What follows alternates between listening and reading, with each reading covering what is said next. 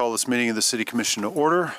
And as is our practice, we like to start these meetings with a moment of silence. So please join us in a moment of silence.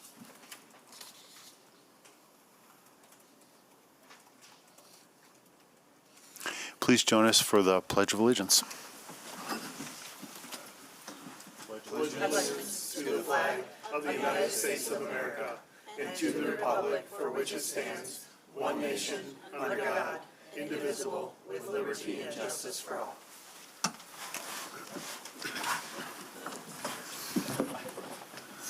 Mr. Clerk, if you call the roll. Commissioner Belcheck, Present. Commissioner Purdue, Present. Commissioner Sassi, Present. Commissioner Kilgore, Present. Commissioner Knight, Present. Commissioner Robbins, Present. Mayor LeGrand. Present. And if at this point we could have our interpreter come up and explain their function actually in Spanish. I can explain it in English. We have a Spanish language interpreter here for anyone in the audience who wishes to have public comment or needs help understanding what's going on. Buenas tardes, tenemos servicios de interpretación en vivo durante la reunión y también para comentarios públicos en caso de que alguien necesite. Gracias. Thank you. Thank you. Pardon? And that brings us to our first opportunity for public comment on agenda items. So please, anyone who wishes to speak, limit your comments to items that are on the agenda for commission action. Thank you. How y'all doing? I'm D. Jones. I'm here to speak on Community Development Committee Action Item 14, the resolution scheduled a public hearing November 18th for fiscal year 2026 to 2030 Consolidated Housing Community Development Plan. I hope that you guys put 3D printing houses into this plan, and asking the state government and our legislators and other state governments and departments that has funding. I feel like I can't hear myself, but all of the other state departments that have funding, I would ask you guys to continuously advocate the 3D print houses here, to also build tiny houses because we need housing here, and we need a lot of units. I know we probably don't need 34,000 all because we have, you know, the 100 home project and all of that other stuff, but we need continuous and affordable housing. As Annette Vandenberg from the West Grand Neighborhood Organization, the executive director, said we need housing under 30% AMI or 80 AM, something like that. But I know she speaks a lot about that, and I wanted to continuously advocate for affordable housing and continuously advocate for my community because I'm sick of people struggling. I actually drove here today because I needed to be sure I got here on time because I was running around. But usually I walk to City Hall and I'm seeing people, like I said, you walk into the inner city, you see that they don't have those gated bridges, and then you walk into where a soccer stadium is going to be, and then you see those gated bridges, and I don't think that's cool. I don't think people should be sleeping outside just in general. I think we should have affordable housing. We have billionaires. We have people that are very rich here, and, you know, they continuously build, but it'd be good for them to pour into affordable housing and actually get people off the streets and get people out of poverty because I'm sick of my community struggling. I'm sick of people choosing between to pay their light bill or different things that they need or medical bills. Anything can happen. Anything can happen at any time to anyone, and I'm just sick of my community struggling and not having that safety net, the safety of a house.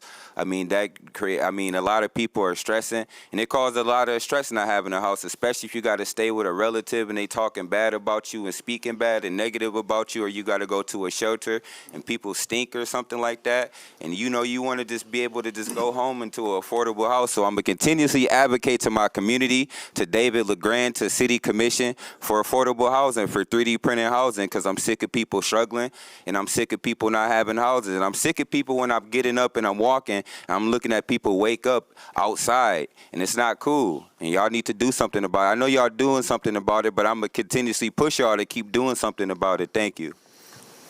That was Mr. Jones from the First Ward. Anyone else, if you could introduce yourself before you make comments. Seeing no one else, I would ask for a motion to approve our minutes from last meeting. Support.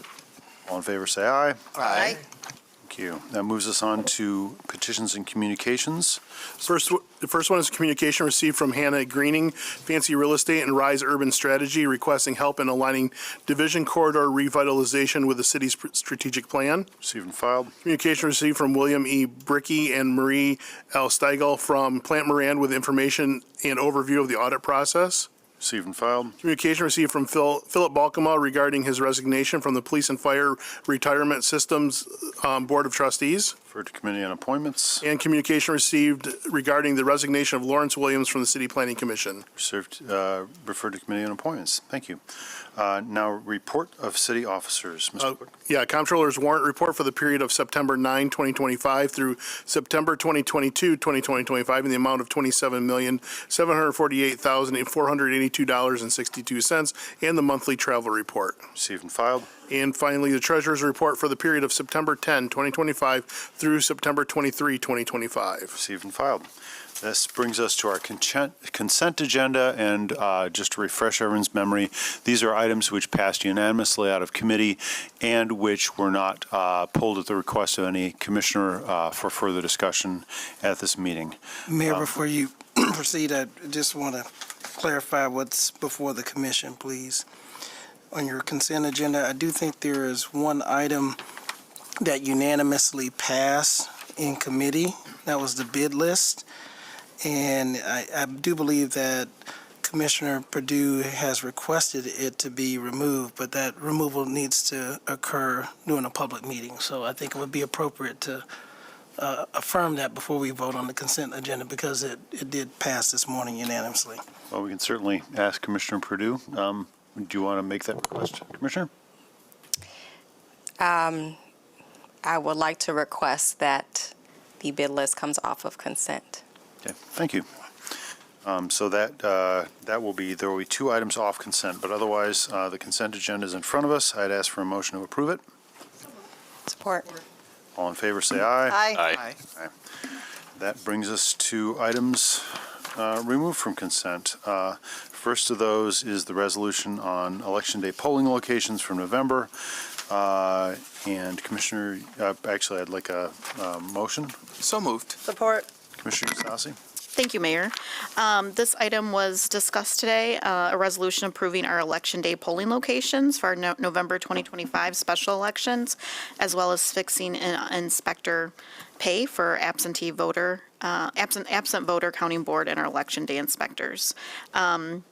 State law allows the city to count, to begin that counting board to process and tabulate those ballots beginning the second Monday before the election. And that is the city clerk's plan to be able to do that. And those election inspectors will be appointed by the Election Commission, which is made up of the city clerk, city attorney, and our city assessor. And additionally, the law stipulates that the abolishment or moving of any polling locations must be decided by our city commission no less than 60 days before the election. And also our section of the Grand Rapids City Charter states that city commission shall designate polling locations at least 20 days before the election. And then the last section, it talks about the pay for those inspectors of election, and those range, I won't read every single one, but there's a compensation for training class at $25, and then pay depending on what individuals do could be anywhere from $120 to $225. Thank you. Thank you. And this is off consent because of a dissenting vote from Commissioner Perdue. Commissioner, do you wish to speak to this? Sure. So this is an extension of the conversation we had this spring about changes to our polling locations. And what came before this body was a recommendation to eliminate polling locations throughout the city where people show up to vote on Election Day. And it was my stance then, and it's my stance today, that is not the right decision for our city, particularly at this time. And so I dissented then, and I continue to dissent now, and believe that this is the wrong choice for our city. Thank you. Any other comments? Otherwise, I'll ask for a vote. All those in favor of the resolution, say aye. Aye. All opposed? Aye. So noted. Resolution passes. And that brings us to our next item, removed from consent. This is the bid list resolution, and Commissioner Perdue, this is off consent at your request. shortly ago, and so if you can introduce the issue and particularly your point of that you wish further discussion, but first we need a motion. So moved. Thank you. Commissioner. Sure, I asked for this to come off of consent once we were briefed on, particularly item number 2 is a shared micro-mobility services, really our contract with Lime and the e-scooters.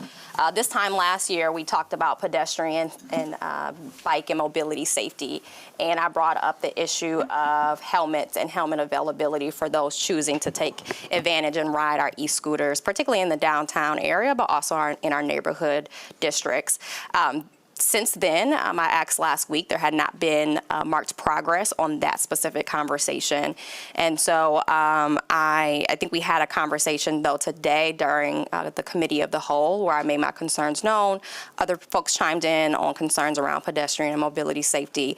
And we've kicked off or kicked a deeper conversation to this fall's, or this November, sorry, Commission workshop. So I'm set on this item. I will support this item, but just honoring the fact that I did ask it to come off of consent leading up to today is kind of what, that was the thinking behind that.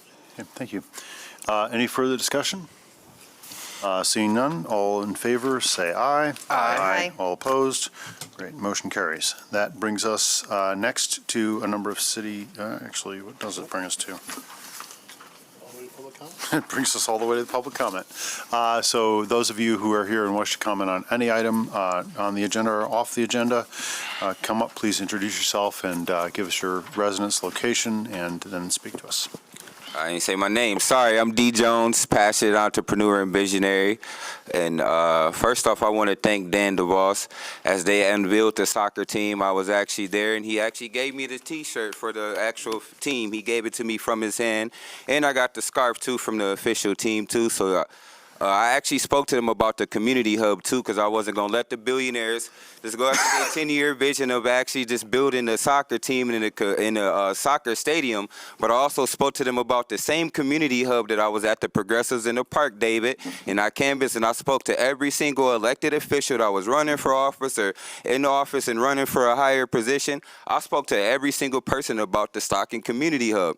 As the chair and as a visionary, as a bold leader, as a person that's sick of good, cute speeches but no action, I'm about action. Everybody know I'm about that action. I'm about the community, and I'm just sick of cute speeches. I need to see real change. And Dave was like, oh, I hope it's going to know, David, change is coming.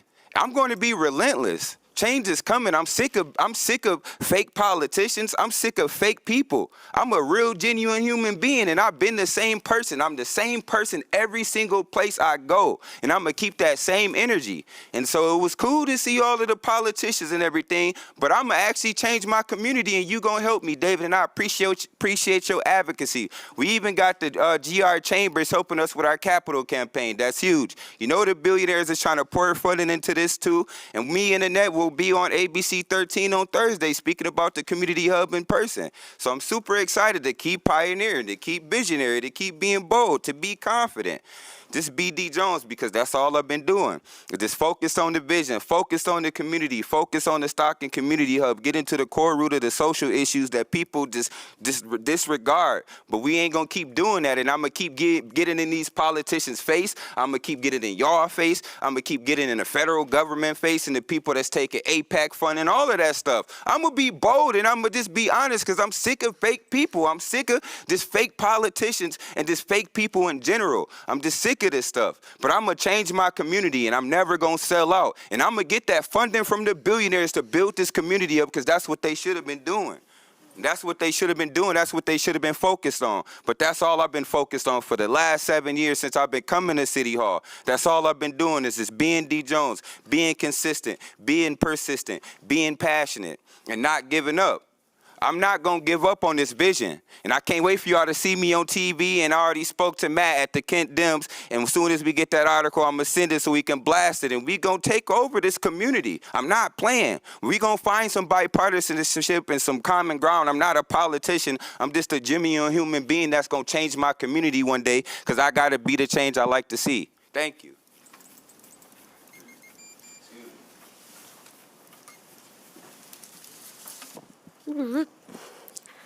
I'm Jennifer Franson, and I am the founder and CEO of ICI Nation, connecting cops and community to strengthen the city. I'm here today first to thank you. You guys are invested mentally, emotionally, physically in seeing a thriving city. And I just want to let you know how we want to partner with you and how your community is partnering even with their police to see a thriving city. ICI Nation, what's unique about what we do is we build relationships and trust over the shared value of how we both protect and serve. So some of the things we've done, even here just with the Grand Rapids Department, is we helped facilitate and still do the Clergy on Patrol group. We started a kids closet at the Grand Rapids Police Department so that they have the needs for the kids in the moment when they encounter them. And then also, one of the latest things is we built a collaboration between Juvenile Services, the Grand Rapids Police, and the nonprofits so that they can work together to best collaborate and innovate for our youth. So that is just some of the exciting things we've done, but I'm here for really two other reasons.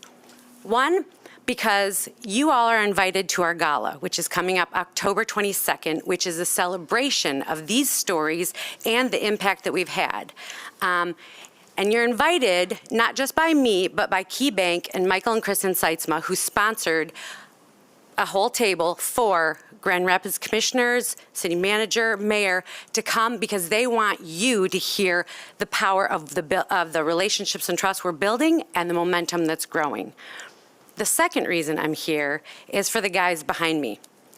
I got to know them because they host some of the ICI events. They host building relationships and trust. And I think you guys ought to know what the amazing things these leaders are doing here in your city. And they do some with police, some with me, some they do completely on their own as they run churches. And they're doing things for the neighborhood. They counsel, they feed, they do all kinds of things. And I thought, I want you guys to know these guys are leading in your city and the good they're doing to help partner with you, our police, all of us who are invested in seeing a thriving city. So thank you.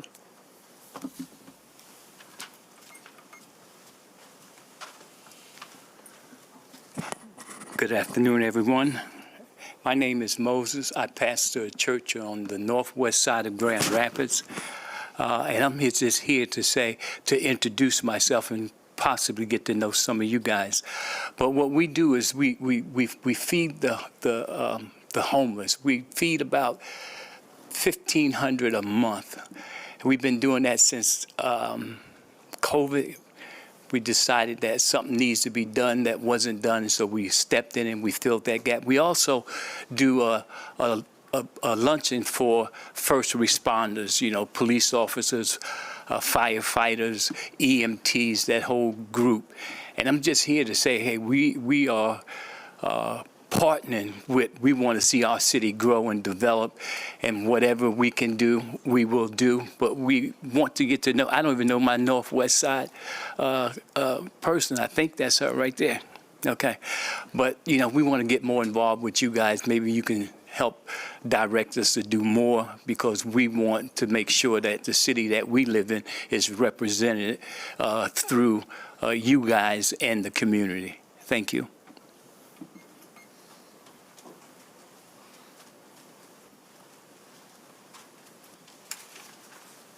Good afternoon. Excuse me. Good afternoon. My name is Pastor Gregory Amunga from Uptown Church over here off Lake Drive, 1470 Lake Drive. I'm here because I want to introduce myself to each and every person that is up here on this panel. I became senior pastor at Uptown Church 2019, and then COVID, and then COVID, and then COVID. You know how that went. But anyways, one of the things that I found out when I came to Grand Rapids and became senior pastor of Uptown Church was a disconnect. The disconnect was between our community and our law enforcement. One of the things I really understood was that we had to build relationships. We had to learn how to forgive, and then the forgiveness had to have a purpose.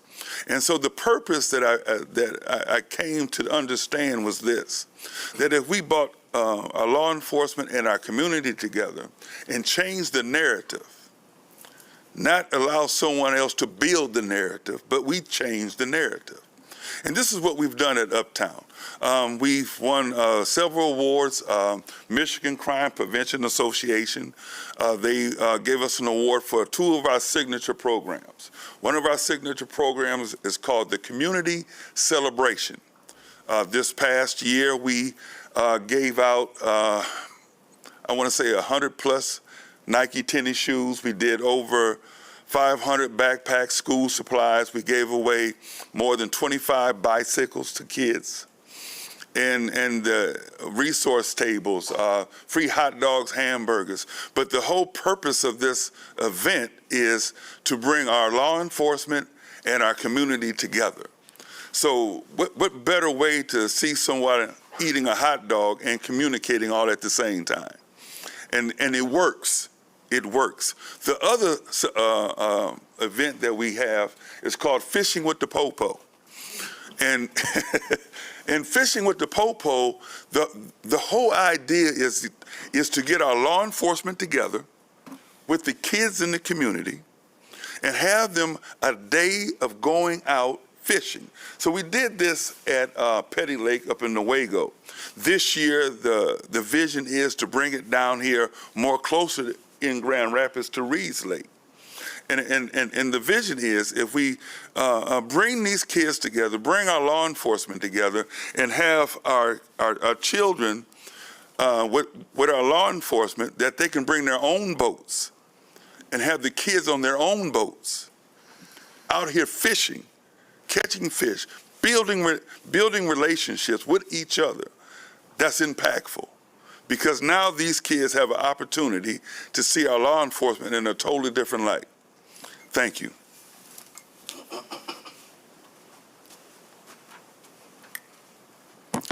Good afternoon. My name is Lionel Legrone. I reside in Kalamazoo, Michigan. However, I was born and raised in Ward 3, and I serve as associate pastor at Uptown Church, also located in Ward 3. I, too, want to talk to you briefly about the transformative power of the community celebration and Fishing with the Popo. When I was assigned to the post of associate pastor, I was placed in charge of community impact. Those of you that know me know that I did not like the police. It is not a secret. I didn't hide it. I had issues with police, particularly with the black community, but Pastor Greg told me, you have to learn forgiveness. You have to all that flowery senior pastor stuff that they feed you. So I said, okay, I'm going to do this. And I came to community celebration and Fishing with the Popo, kicking and screaming. But I have to tell you that there was real transformation that took place in those spaces. I left with a greater understanding of our officers, a greater respect for our officers. And I also saw that a lot of the young men in the community who came with the same attitude I did left with the same attitude. So there's just something about getting the officers and the community in spaces where everybody can be human and have real conversations and enjoy a magic show or the strength show that they were doing and have pizza and hot dogs and fishing that really broke down walls. And as we get ready to approach the fourth quarter, we will most likely try to solicit partnership with you all for these events next summer. So we want to bring them to your attention ahead of time. Thank you. Oh, the Unity Walk is this Saturday, and it's going to be at Rosa Parks Circle. Thank you.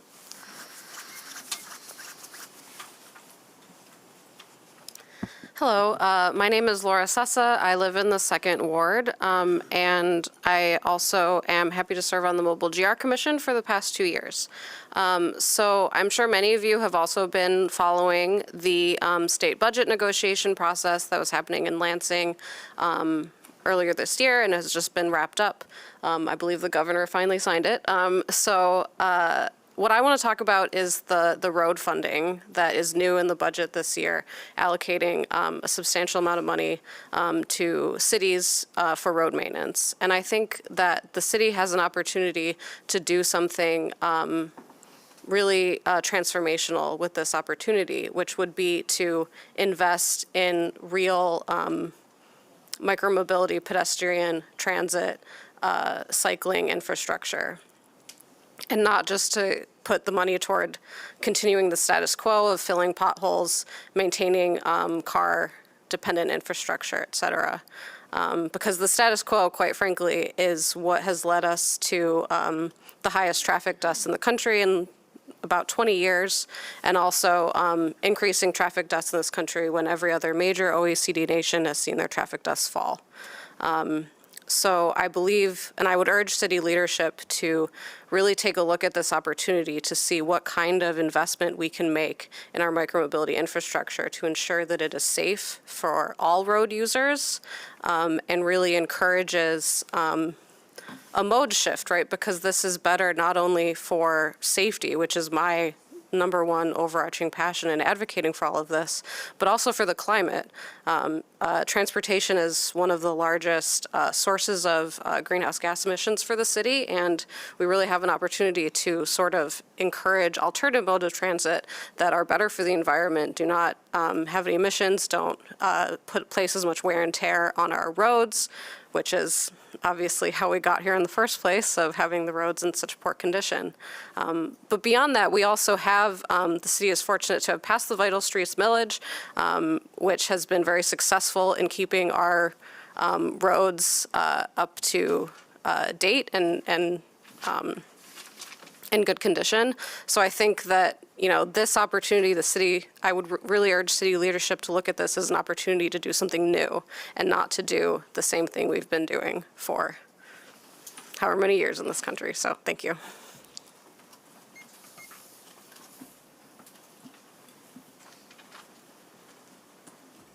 Afternoon. My name is Mary Barr. I'm in the 2nd Ward. I'd like to hit a little information on the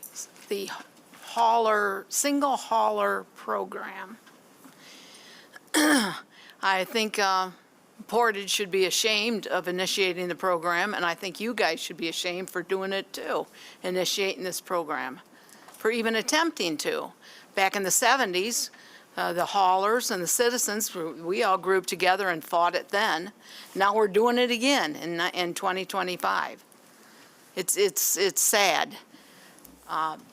The gist of the program, the single hauler program in itself says discrimination. Single says discrimination. And it also says government control. What you guys are doing is taking our rights away. We should have a right, a simple right to choose a hauler. We should have that right. And then you're taking and throwing a business, a bunch of businesses out of the city. Our country was founded on the free enterprise system, which the free enterprise system means competition. And it means the competition makes the prices cheaper. The city's not going to do that. If the city does something, if my private hauler does something wrong, I can fire them. I can't fire the city. And they can do whatever they want, and they can use my tax dollars to do whatever they want to initiate this program. And it's not fair. It's not fair for the citizens. And then you play the environmental game. Well, you can do all this building down there, and you don't talk about the gas emissions and all that crap down there, because you guys are going to make money on that construction that's going on downtown. All these planes going overhead, that's gas emission. You don't worry about that. Those planes are low enough, you can almost read the numbers on the darn planes. The program is, the country was built on this competition. You don't monopolize the business. And that's what you guys are trying to do, is monopolize the business. It's very, very sad. Everybody deals with adversity, but I guess when you talk about a great man like Abraham Lincoln, he said that what you have to do is anybody to know what type of character you have, you give them power, and that'll really show you, and that's what it does. That's a true statement. So please vote no on the single hauler program. Thank you.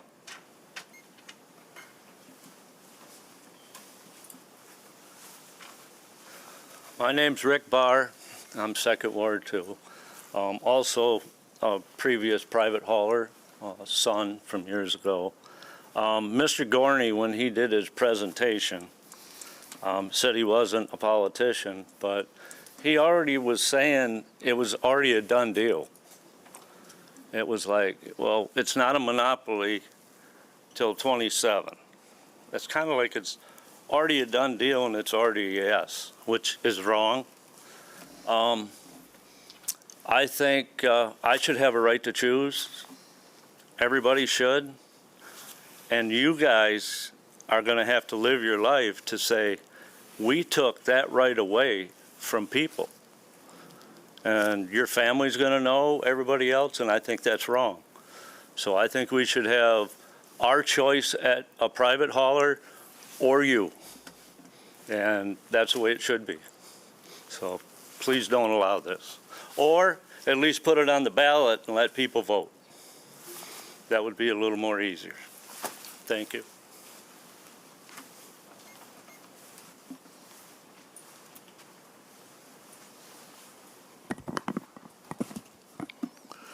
Hello, friends. Mark from Grand Rapids.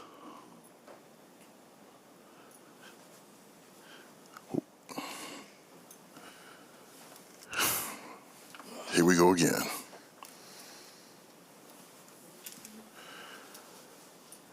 These ICE agents, who are basically not agents at all, are rising up their havoc, their supremacy, and their violence and their chaos.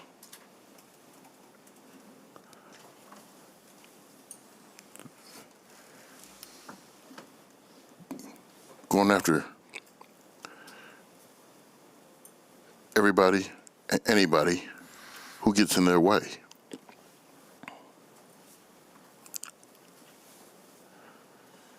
Why are they coming up with these lies about finding some Venezuelan gang in an apartment complex in Chicago, only to come up with black residents, handcuffing them, zip tying them, yanking naked children out of those units, zip tying them, and throwing them into U-Haul vehicles before releasing them. I get if they want to find violent illegal immigrants, fine. Find them, get them, deport them. That's not a problem. But now they're gone too far. Even as far as spraying Chicago police officers.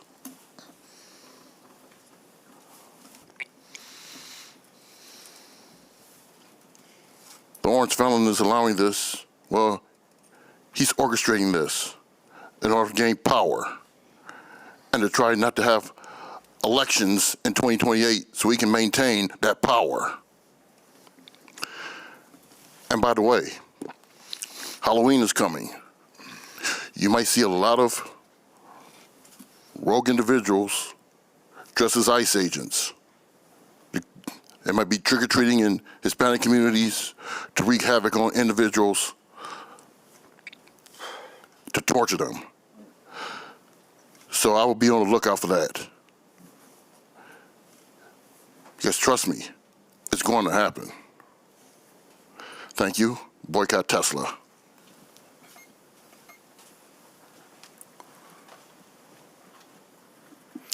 Good afternoon, Commissioners. My name is Nathan Biller. I'm a small infill developer working here in the city, but today I'm here to ask you to consider investing in experiments around bicycle and pedestrian infrastructure. Last night I was canvassing the Belknap Lookout neighborhood for a multifamily project that I'm working on up there. Most people were very supportive, but one woman stopped me cold. Her concern wasn't the number of units, it was parking. Where would everyone park? This despite it being a 10-minute walk to Medical Mile or a 4-minute bike ride. Her question reveals how we've designed our city. Car ownership has become the mandatory admission price to participate in community life. AAA estimates that owning and operating a car costs $10,000 per year. That's not just a regressive tax on our residents, it's a ceiling on our city's growth. As transit expert Jarrett Walker writes, the geometry of cars just doesn't scale. If everyone drives, cities choke on traffic and parking demand. Here's the reality. In the Grand Rapids Metro, 94% of households have at least one vehicle. In Paris, it's only 33%. Now, I know you're thinking Grand Rapids isn't Paris. You're right. Paris is 41 square miles. We're 45. But Paris houses 2 million people while we accommodate just 200,000. The difference isn't land, it's how we use it. How much of our city is consumed by parking spaces for non-residents who drive in to enjoy our city amenities? And how many more residents could we welcome into our community if we didn't require every household to store 1 or 2 cars? The community master plan that you passed last winter allows quadplexes citywide. That was very forward thinking. Now, let's prepare the infrastructure to support it so that instead of having angry residents at future meetings demanding parking, you can have an influx of new, happy citizens who prefer biking to driving because of the smart investments that we can begin making now. I'm a member of Strong Towns GR, and we advocate for a bottom-up approach. Start with some small-scale experiments. Safer bike lanes, expanded vital street support, improved dash service, pedestrian safety enhancements, then measure the results. Reinvest wherever the returns are the strongest. That is how you build a resilient city, not by maintaining everything equally, but by prioritizing high-return infrastructure investments at the neighborhood scale. Grand Rapids isn't Paris, but we could be a little bit more like it if we choose to invest that way. Thank you for your consideration.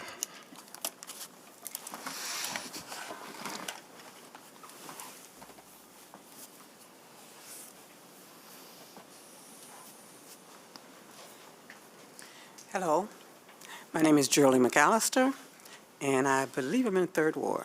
Okay, now I'm just kind of feeling my way around here because I'm trying to get to know how you hold the meetings and where they are and be involved. But I've got a little patchwork going here through everybody that I've listened to, I'm concerned with, and I love it that you're here because you have something you're concerned with. I'm going to back up with Paris, okay? I'm going to back up with Paris. I'm interested in knowing what he does and how he does it and his work and everything else.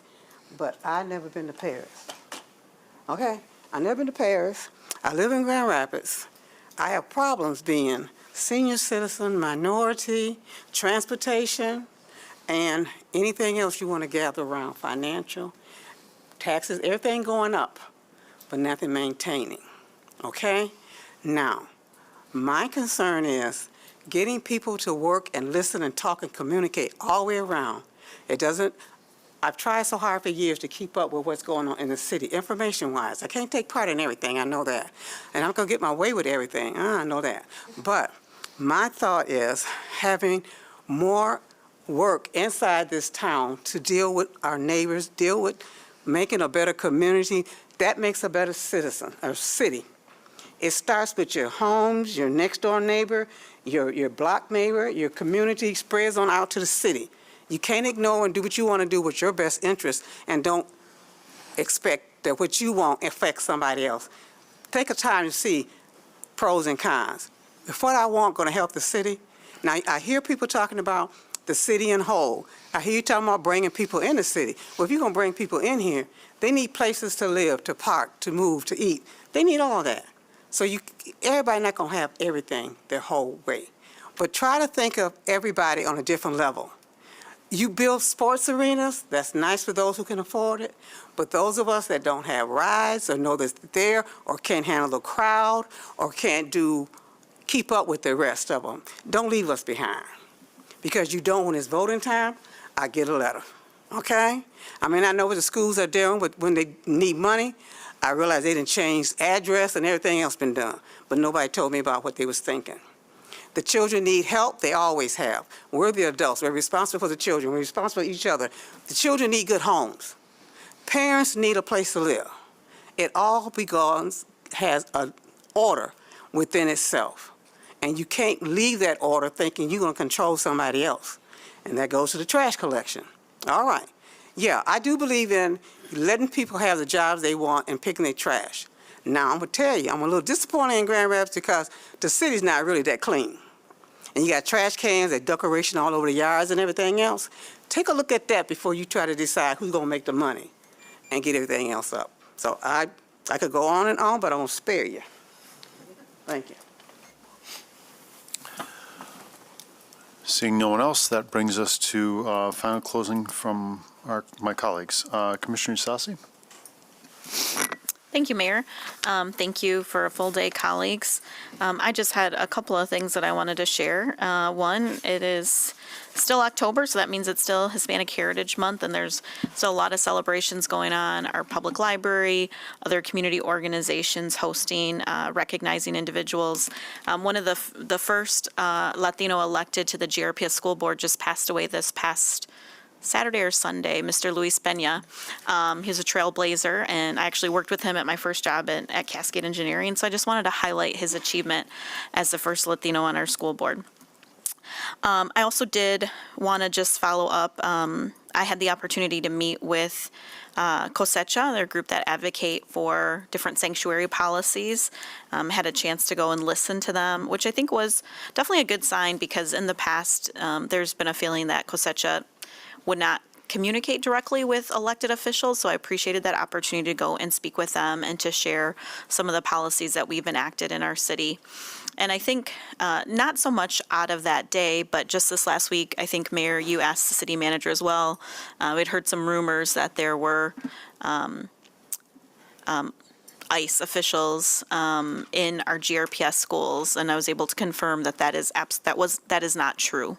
That was not true. That did not occur last week per our superintendent, and I talked directly to a school board member. But I think it's just important to remain vigilant, to communicate with each other. I know GRPS, obviously, we don't have oversight over GRPS, but I know they're working and communicating. It definitely is a very scary time in our community. See it in messages to me and hearing it across the board. And so I just wanted to highlight that. It's not to share information, but just taking a step back and just seeing how do we share the correct information. So I wanted to highlight that. And then lastly, I know today in our fiscal committee, which I'm in community development, but we did talk about the fiscal disclosure item. And I know there was a split vote there. So I look forward to having further discussions. I think this is an item where we have our conflict of interest policy right now. We have some opportunities to make it more robust, for lack of a better word. And I think that more transparency is absolutely needed. I'd be very supportive of putting whatever we end up landing on, if we do land on something, on our commission pages, as well as a link to our campaign finance reports, because I think that's another important aspect. Not only where are we receiving monies, or maybe who we owe monies to, but also who has contributed to our individual campaigns, which might not always be easy, although I think the county has a very good website. And so even though there was a split vote, I'll look forward to having further discussions. I think this would be an important item that we could all hopefully coalesce around, and then identify what maybe doesn't feel right, or what are some things that are, different, or just as we move forward with this, because it's been, I don't remember how many years, Mr. Strom, but it's been a number of years since this has been updated. So I just wanted to highlight that. I look forward to working on that, and I don't know. I don't think it'll be at the next commission meeting. I will be gone from the next commission meeting, I will say. I've given my notice for 6 months. I have something I have to go to. I'll be back in November. So if we could keep that for November, I would appreciate it. So thank you. Thank you. Commissioner Perdue? Thank you. Yes, I am wondering when we will talk again as a group around the financial disclosure documents. I'm not on the finance committee. I also have some concerns that I've shared, and I don't think as is getting to the crux of what relationships, the public wants to know what relationships we have that might influence the way that we work up here and the way we vote.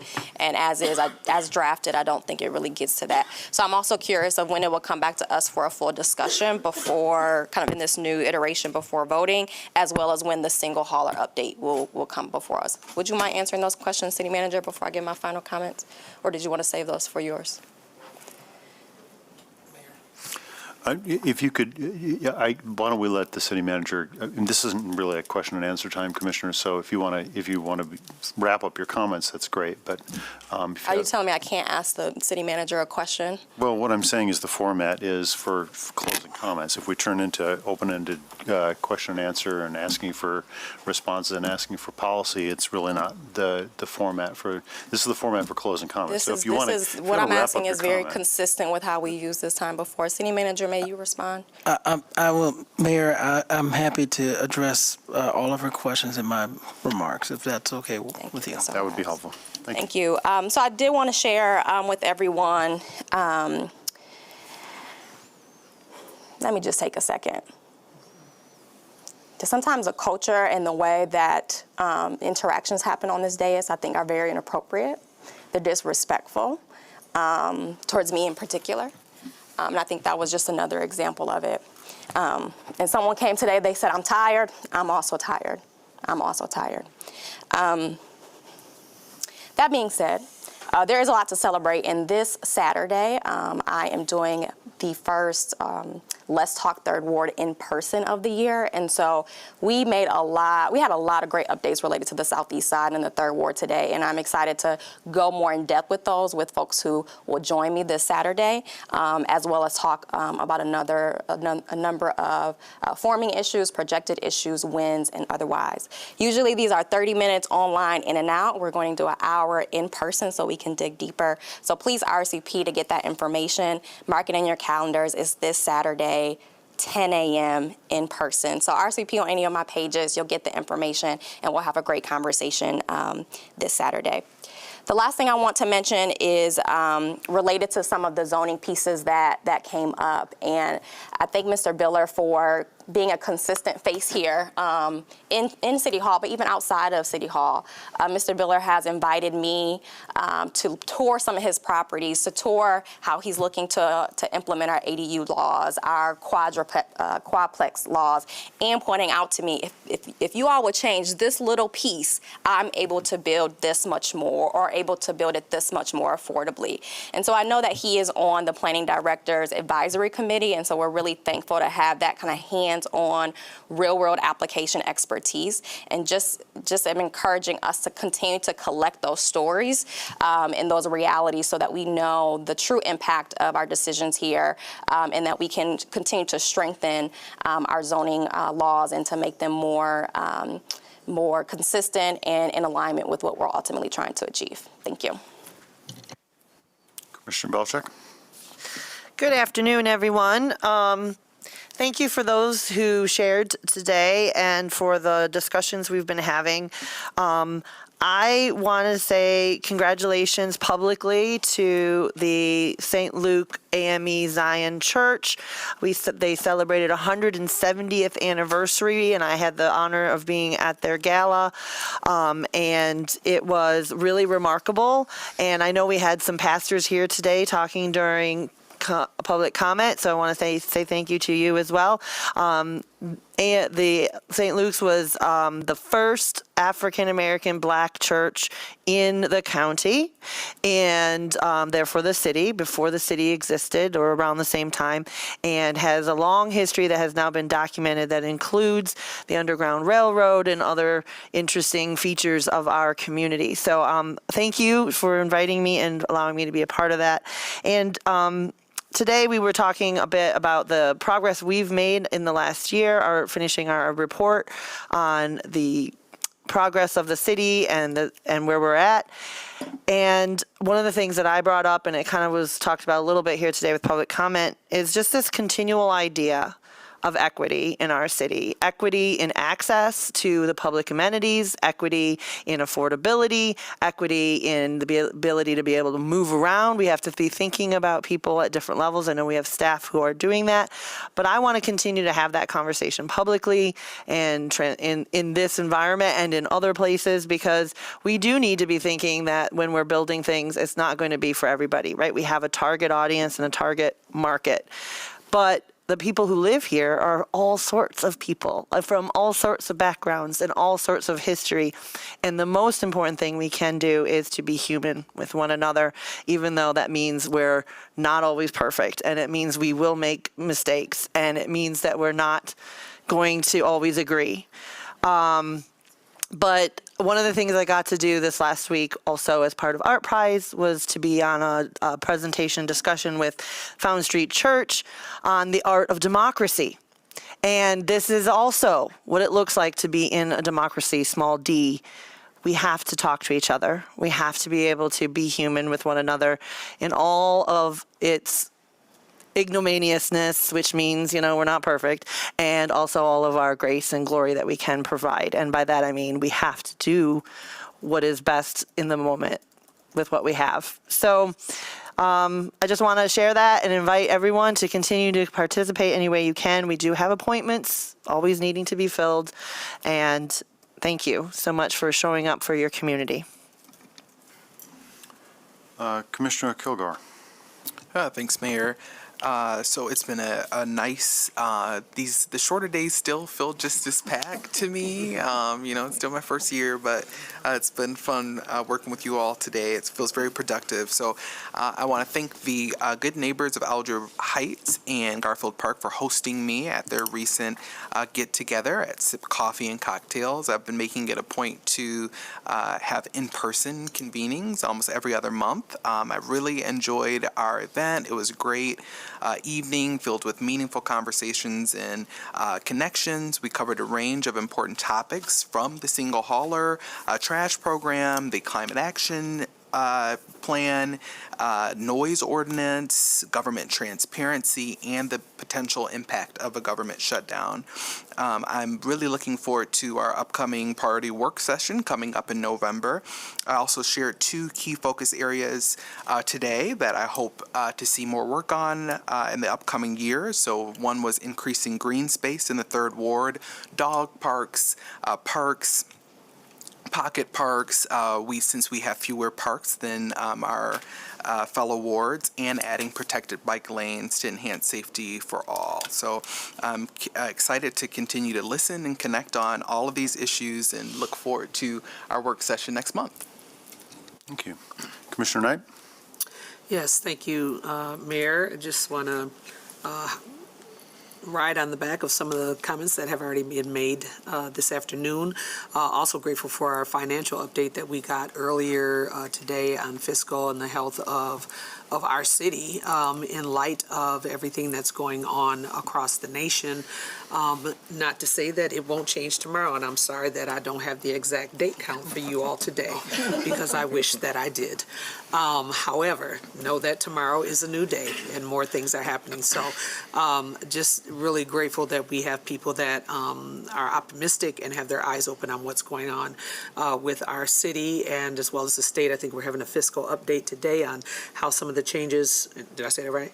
Yeah. Legislative update on what's happening across the state and how it impacts our city.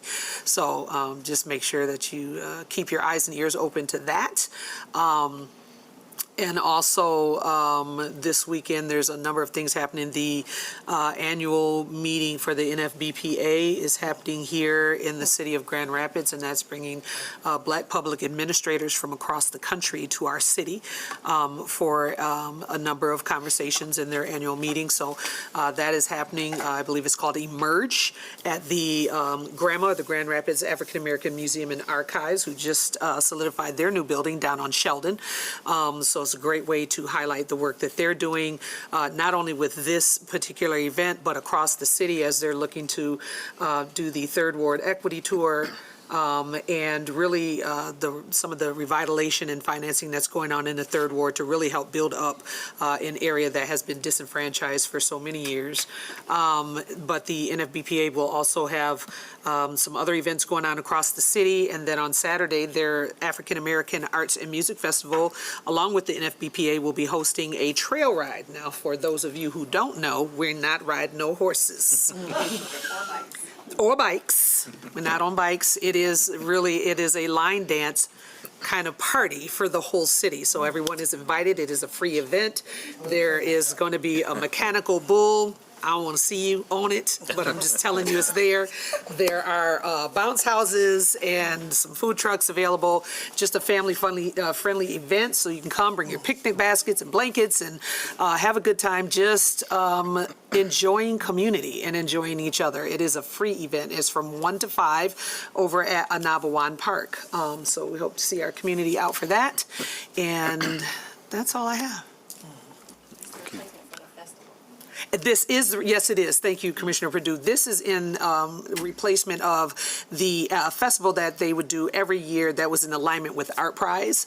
So Art Prize ended last week, and so we decided to put something together outside of that, and that will again happen this weekend on Saturday from 1 to 5 at Anabawan Park. Hope to see you all there. Have your boots on and get your fans. Commissioner Robbins. Thanks, Mayor. Well, first of all, anywhere there is a mechanical bull, I will be. So just putting that out there. No, I just had two quick items. On the financial disclosure initiative, I too appreciated the discussion. This morning, I think, at least from as a follow-up to discussions we had at COW, there's pretty broad support amongst most of the body about, doing something to increase the transparency around financial disclosure items. So what that looks like in the end could, change between now and when it's, if and when it's passed. But ultimately, the vote this morning, while split, was to advance it as written. So if anyone has questions or people listening in from the public want to go take a look at what those items are specifically, that is located in the agenda pack. So just wanted to make sure that was noted. And then secondly, so I know sometimes commission of appointments, appointments or resignations sometimes go overlooked, but wanted to recognize Mr. Phil Balkema, who just resigned from our Police and Fire Pensions Fund Board. I believe Ms. Bosker told us this morning that he has served on that for 50 years. I'm looking at Mr. City Clerk if I'm wrong, but I think it just shows, a ton of commitment to the city. I think that board in particular often goes overlooked and underappreciated with the amount of knowledge and continuity, but just, technical expertise that it takes to be able to serve on that board effectively. So I just wanted to make sure that he was duly noted. Thank you. City Clerk? Yes, we do have the election coming up. November 4 is the day that the polls will be open, but remember, Election Day is not just Election Day anymore. Absentee ballots are available. So you can go to michigan.gov/vote. You can apply for an absentee ballot online. We turn those around within 24 hours. So you can, and then if you want to make sure you want to verify your polling location, make sure you in your precinct go to michigan.gov/vote. Another note, the 1500 Scribner project is going on. We really haven't talked about it, but there's people in the building. Facilities, Public Works, and Parks and Recreation are now operating at 1500 Scribner. Our election stuff will be moving following the election. So if you're interested in seeing the Parks and Rec Department, they are now located at 1500 Scribner and have moved once again. So hopefully this is our last move for quite a while. So that's it for me. Thank you. City Attorney?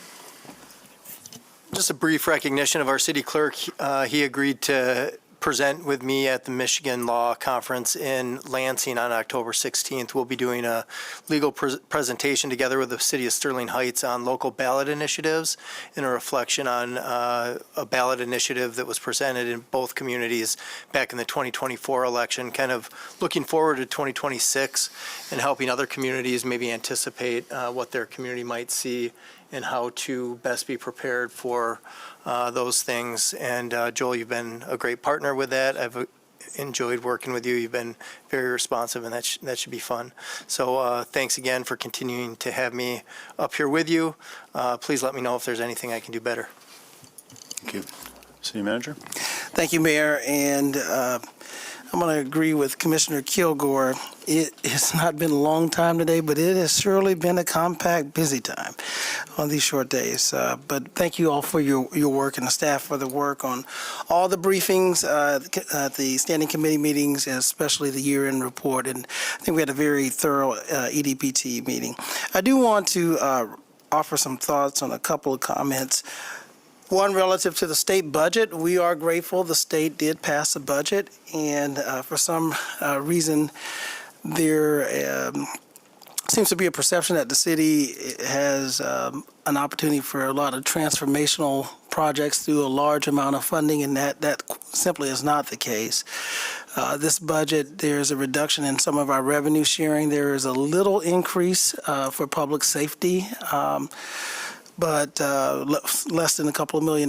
But in terms of road funding, what people thought might be significant amount of funding is just not that much funding. And we'll talk more about that at the legislative committee. I don't want to misquote a number since I see we have media friends here today, but certainly it's fallen well short of what we thought we would get. But still, we are grateful to have received funding, continued funding from the state on the budget, and hopefully the federal government will also find a way to continue some of those vital services. Relative to the private hauler or single hauler recommendation, I have not been presented with any formal recommendation, and I'm the one who's responsible for bringing the recommendation to the City Commission. And so I appreciate the comments. Our objective is to get feedback from the residents, similar to the thoughts that we've heard today. And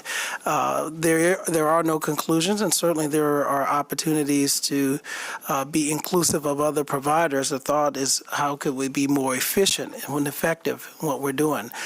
And so I do, out of respect for what I heard Commissioner Sassi say, I do think it's a full commission conversation, and our next meeting, we'll have two. We'll meet on the 13th for our workshop. So there'll be a lot of dialogue, but the formal presentation, if we don't bring that recommendation this month or the first meeting in November, it will be on the 18th. So the public can look forward to that discussion on the 18th. The same, the Scribner ribbon cutting, I'm looking at my team here. Do we know a date of, when is the planned date for the facility cut? There isn't a firm date yet, I don't believe. We're in the Okay. rollout, so it's kind of, people are moving in as we Okay. finish. Okay. So we don't have a firm date? We do, Tuesday, December 2nd. All right. We do have a firm date, December 2nd. And so we'll invite the public and all the commissioners to be there to open the new facility that Joel just talked about. And certainly that has been a large investment. I want to thank the commission for their support on that. Lastly, a couple other things. Legislative committee meeting. I believe, Mayor, I talked to Ms. Farrick. She did notice that we would either meet at that time to the committee or shortly after adjourn. So it'll be at your call, depending on what time you want to recess, so we can have that important conversation that Commissioner Knight mentioned. And for the public, I understand all of the concerns around affordability. Thank you for your comments, and we certainly want to make sure that we continue to be concerned about the quality of life for everyone in our community. And speaking of, there was a recent article from the New York Times that recently recognized Grand Rapids as one of the cities that continues to be mindful and inclusive of improving the quality of life and affordability for everyone. Now, I know that's a perspective from those outside the city, and while some in the city may have different lived experiences, I think it's important to note, I think DeAndre said that earlier, that we are certainly not perfect, and we're making a lot of effort, and I think this commission is committed to moving forward and making sure that we are able to make it a livable community for everyone. So I just wanted to share that note. And I think that's everything. Commissioner Perdue, I did address your question on single hauler. Was there anything else that you inquired? The zoning piece, when that might come back to us, is that part of next year? The zoning piece on? I'll talk to you off. Okay, all right. Okay, thank you. Thank you. So, thank you all for being here.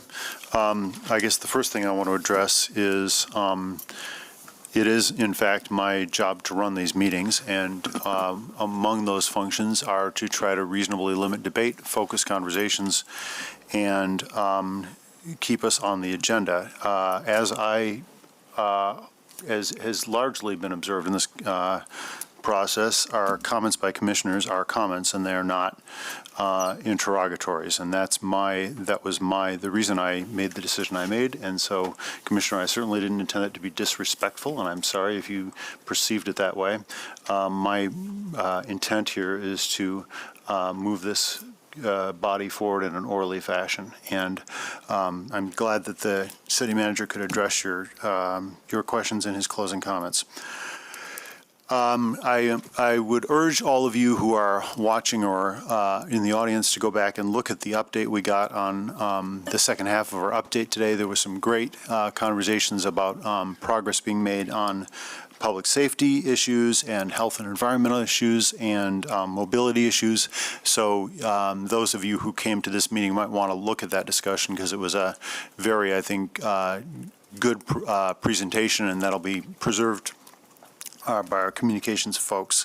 And the last thing I will say is that I do think that a more robust financial disclosure mechanism for the city is important. And I think it's important primarily because I think that at this time in our history as a country, it's really important that governmental bodies do what they can to regain lost trust from the community.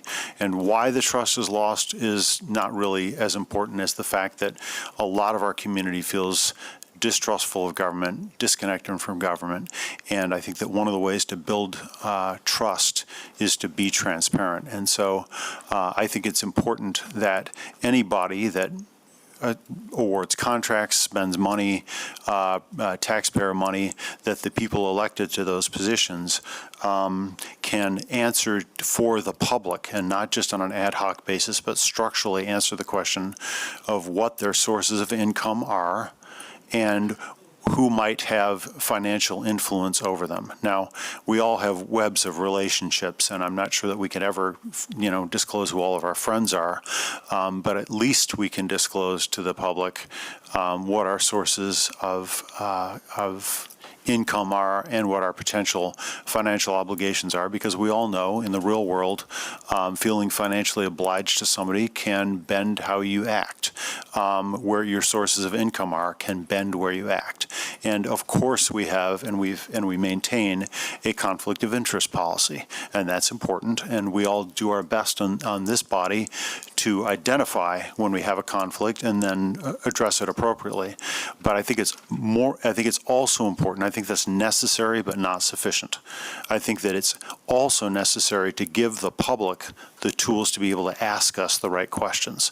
And if we are hiding information or we're not fully disclosing information in a structured form, and I don't mean hiding in an intentional way, I just mean if the information is not available to the public about what our sources of income are, it can lead to distrust. And distrust is a rot that can set into communities, and I think that we have to do our best to fight back against that. So it's one of the reasons that for a long time I have disclosed my financial interests publicly. I've done it on websites for years. It's a reason I worked really hard to finally have the state of Michigan require disclosure from elected officials at the state level. But at the city level, we have a large budget. We spend large amounts of money. We award contracts, and we do very, very similar work. And so I think that it's important that we lead by example and that we are as transparent with the people who put us in these positions as possible. So I hope that conversation can land us in a position of greater transparency, and there's more conversations to be had on that subject. But thank you all for coming. We're adjourned. Oh, sorry, we're not adjourned. We are recessing our meeting for the Legislative Committee to meet, and the City Commission meeting will adjourn following that meeting. Yes, and what I just said allows all of us to be at the Legislative Committee meeting without any concern about quorums or lack thereof, because we're crafting the Legislative Committee that's meeting after this essentially as an ongoing part of this meeting. So it is a public meeting, but we are all able to be there.